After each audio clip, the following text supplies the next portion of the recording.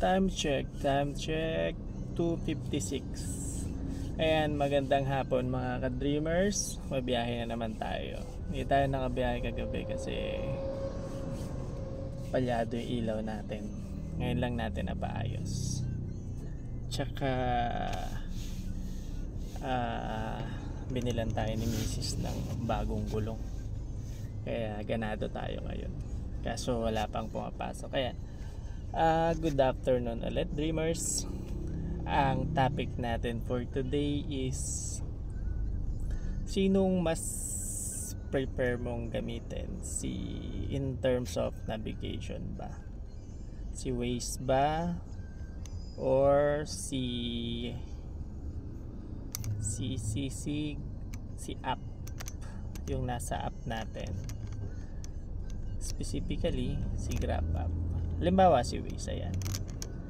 Pag si Waze kasi, and naka-type na yung sa akin.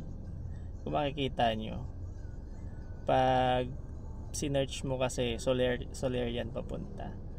Pag ganyan, automatic kasi kay Waze. Ayan, lalabas siya. Ayan, zoom in, zoom out mo lang. So, dadaan ka ng Skyway. Ang kagandahan ni Waze kasi, may option siyang ganyan. Pipindutin mo to si routes.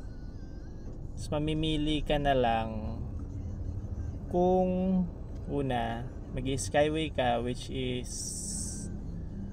ayan, mas mabilis siya ng ilang minuto kumpara kay service road meaning wala kang dadaan ng skyway. Ayan, tatlo yung choices mo. May toll, walang toll, at may toll ulit pero mas matagal yung oras. Siyempre mas mabilis yung unang may toll. Ayan, nakalagay naman. Ayan, pagpipilian mo siya. Ako kasi madalas sa atin, tanungin muna natin kung saan ba prepare ni passenger, kung nagmamadali ba siya or kung gusto niya ng mas less hassle sa traffic. Ako madalas Skyway. Mag-skyway kami, tatanungin ko siya kung wala naman siyang pang skyway, i-haggle ko siya.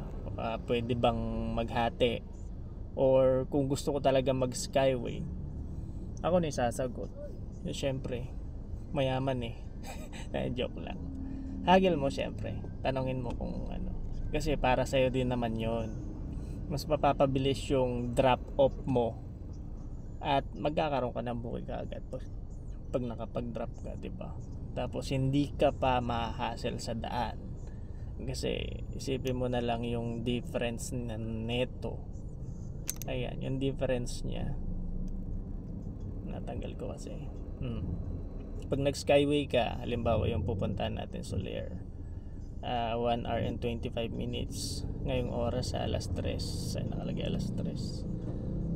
Pag hindi ka naman nag-skyway, 1 hour and 38 minutes.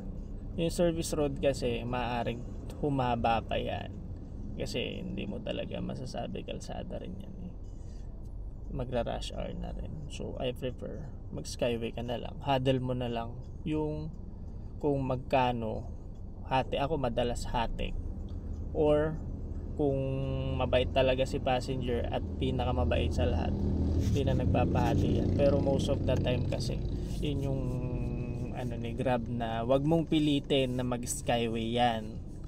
Kasi isipin mo na lang din na ikaw yung passenger, di ba? Yung budget mo is para sa pamasahe lang. Siyempre 90%, sabihin na nating 50-50 or mas mataas pa sa 50% yung gustong makatipid, di ba? Lahat naman tayo ganun. So ayun, second option natin is yung kay Grab apps. So Grab na. Ayan, kay Grab naman, ang sinasabi ni Grab apps, ito ang sinasabi ni Grab apps, service road yan. Automatic yan, service road. Diba? Pero 1 hour and 44 minutes ang tagal niyan kumpara sa 125, diba? Ito 125 to. 'di ba? So mamili ka, ihagil mo yung pang toll nyo, di ba? Pwedeng 50-50 kung ayaw nyo talaga. Ako madalas ganun, last option 50-50. Pero tinatanong ko muna, kung ayaw mo talagang ibiyahe, syempre huwag mo na ibiyahe kaysa sumama yung loob mo. Pero kasi ang kagandahan niyan kasi kailangan mong i-negotiate win-win for both of you, 'di ba? Kasi sabi ko nga kanina, ipagpalagay mo na lang na ikaw yung passenger. Dito kasi kay Grab apps, walang option eh. Wala siyang option na kung anong titingnan mo eh. Ayun, may option siya pero i-zoom in, zoom out mo pa rin. Pwede siyang EDSA or service road ulit. Wala siyang option dito. Parang kay Waze na pwede mong pindutin lang. I-zoom in, zoom out mo pa rin siya. Ayan. Ayun lang. Ayun. Sa ngayon nakaset destination tayo, papunta tayo ng Pasay. Wala pa tayong booking and waiting tayo. Dito tayo sa Fairview ngayon. Dito sa Fairview. So ayun, ka-dreamers, share ko lang. Hanggang dito muna tayo. At antay-antay muna tayong booking. Yun lang ang topic natin. Muna. Safe driving. Okay? Bye-bye.